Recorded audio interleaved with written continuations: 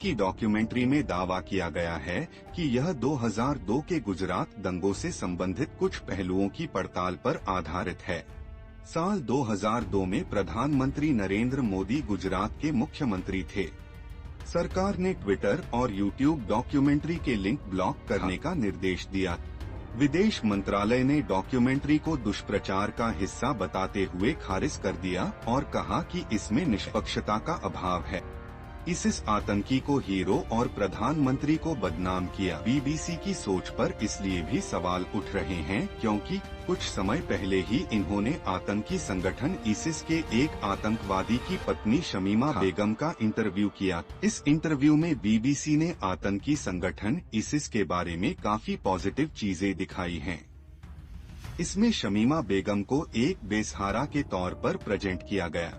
दिखाया गया है कि ISIS की खराब हालत के बाद कैसे शमीमा वापस ब्रिटेन आ गई और दूसरी तरफ एक डॉक्यूमेंट्री के जरिए दुनिया के सबसे बड़े लोकतांत्रिक देश भारत के प्रधानमंत्री के चरित्र को खराब करने की कोशिश की गई।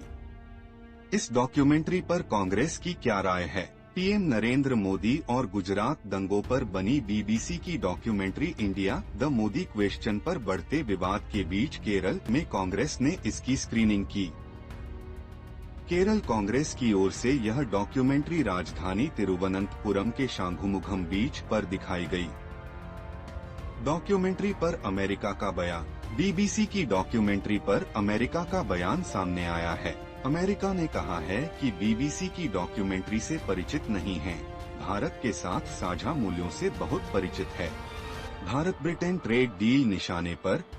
भारत और ब्रिटेन के बीच एक बड़ी ट्रेड डील होने वाली है।